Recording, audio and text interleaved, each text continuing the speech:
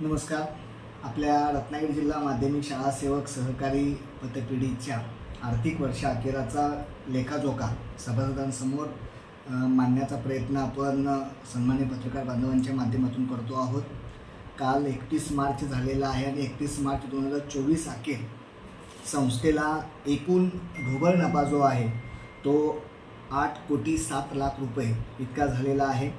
गेल्या वर्षीच्या तुलनेमध्ये यावर्षी एकूण नफ्यामध्ये 1,25,00,000ची वाढ झालेली असून ही वाढ जवळपास 18.32% आहे.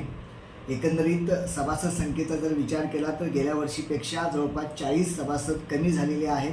आता आपली सभासद संख्या 3,325 आहे. ठेवींचं प्रमाण जर विचारात घेतलं तर यावर्षी आपल्याकडं 242.67 कोटी इतक्या ठेवी जमा झालेल्या आहेत. गेल्या वर्षी या ठेवींचं प्रमाण 236.23 कोटी होते. गेल्या वर्षीच्या तुलनेत यावर्षी जवळपास 6.5 कोटीनं ठेवी वाढलेल्या असून हे वाढीचं प्रमाण जवळपास 2.73% आहे. कर्जांचा जर विचार केला तर गेल्या वर्षी कर्ज पुरवठा संस्थेच्या माध्यमातून 307 कोटी झाला होता, तर यावर्षी हाच कर्ज पुरवठा जवळपास 327 कोटीपर्यंत गेला असून गेल्या वर्षीच्या तुलनेत जवळपास 20 कोटी रुपयानं कर्ज पुरवठा वाढलेला आहे.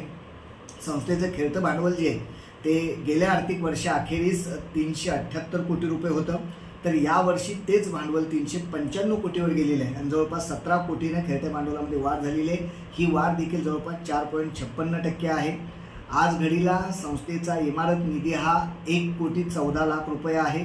संस्थेची गंगाजळी जवळपास 17,76,00,000 रुपये आहे आणि व्यवस्थापन खर्चाचा जर विचार केला तर व्यवस्थापन खर्चावर विद्यमान संचालक मंडळाने मोठ्या प्रमाणात नियंत्रण आणले असून केवळ 0.67% इतकाच व्यवस्थापन खर्च खेळत्या भांडवलाच्या प्रमाणात आहे. त्याचबरोबर वेतनावर देखील आपण जो खर्च करतो आहोत तोही केवळ 0.48% इतकाच आहे. संस्थेचा स्वनिधी जो आहे तो जवळपास 167 कोटी रुपये असून हा खेळत्या भांडवलाच्या जवळपास 34%पेक्षा जास्त आहे आणि हे प्रमाण खूप चांगलं आहे. त्याचबरोबर एकंदरीत CRAR जो प्रमाण जे आहे ते CRARचं प्रमाण देखील जवळपास 20.32% आहे आणि हे प्रमाण कमीत कमी 9% असावं लागतं, पण संस्थेचं प्रमाण 20.32% खूप चांगलं मानलं जातं. एकंदरीत पूर्ण आर्थिक वर्षाचा आढावा जर घेतला तर संस्थेची आर्थिक स्थिती खूप चांगली आहे. विद्यमान संचालक मंडळानं सत्तेत आल्यानंतर सभासदांसाठी काही महत्त्वपूर्ण योजनाही राबवलेल्या आहेत. यामध्ये प्रामुख्याने सुकन्या सुकुमार ठेव योजना मुलांच्या शिक्षणासाठी आपण राबवलेली आहे. 37व्या अधिमंडळ सभेनंतर विद्यमान संचालक मंडळानं कर्जाचे काही नवीन प्रकार ज्यामध्ये गृहतारण कर्ज आहे, वाहन कर्ज आहे, सोने तारण कर्ज आहे, पेन्शन कर्ज आहे, शिक्षण सेवक कर्ज आहे, सभासदांच्या सगळ्या गरजा पूर्ण करण्यासाठी हे वेगवेगळे कर्ज प्रकार देखील आपण सुरू केलेले आहेत. सगळ्यात महत्त्वाची गोष्ट म्हणजे विद्यमान संचालक मंडळानं आपल्या सभासदांना पगाराच्या पटीमध्ये कर्ज देण्याला सुरुवात केलेली आहे. त्यामुळे जवळपास 50 लाखापर्यंतची कर्ज मर्यादा देखील निर्माण झाली असल्याचं आपल्याला पाहायला मिळतं. एकंदरीत भविष्यामध्ये वर्गणी तारण, कॅश क्रेडिट आणि सगळ्याच प्रकारची कर्ज जी आहेत ती ऑनलाईन पद्धतीने सभासदांना मंजूर करण्याची प्रक्रिया सुरू आहे, त्यावर अंतिम काम सुरू आहे. एकंदरीत संचालक मंडळाच्या खर्चावर विद्यमान संचालक मंडळानं खूप मर्यादा आणलेल्या आहेत. एक तर तालुकाबाहेरील सर्व शाखाभेटी बंद केलेल्या आहेत, तालुक्यातील शाखाभेटींची संख्या कमी केलेली आहे, प्रवास खर्चावर देखील मोठ्या प्रमाणात नियंत्रण आणलेलं आहे.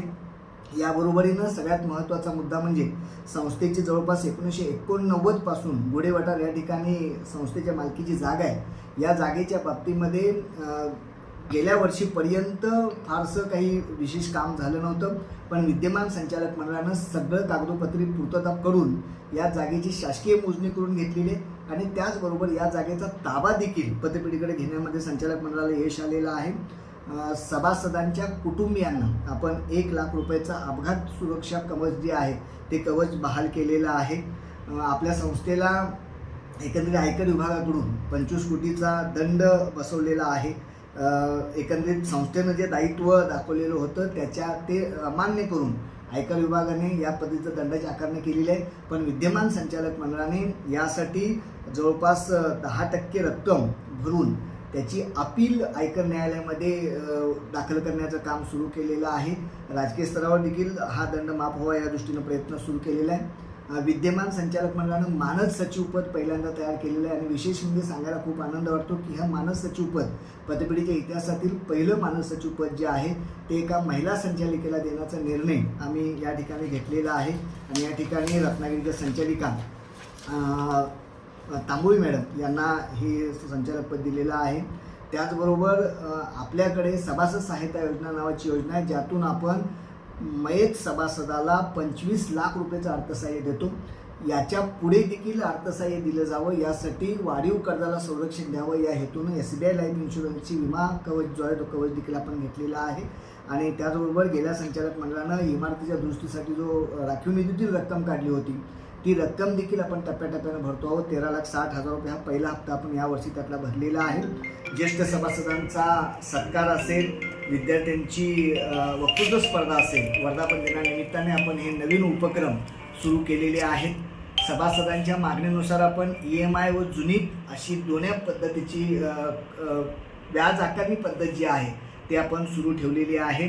त्याचबरोबर रविवार देखील पतपेढीचं कार्यालय सुरू ठेवलेलं आहे आणि या सगळ्या बरोबरीनं सभासदांना रविवारी देखील आर्थिक व्यवहार करता यावे त्यासाठी सगळ्या शाखांमध्ये NEFTची सुविधा दिलेली आहे.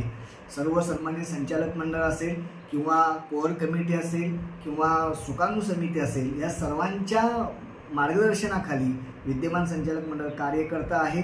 मला सांगायला खूप आनंद वाटतो की यावर्षी संस्थेच्या नफ्यामध्ये खूप चांगल्या पद्धतीनं वाढ झालेली आहे. त्यामुळे सभासदांना समाधानकारक लाभांश देण्यामध्ये आम्हाला यश मिळणार आहे.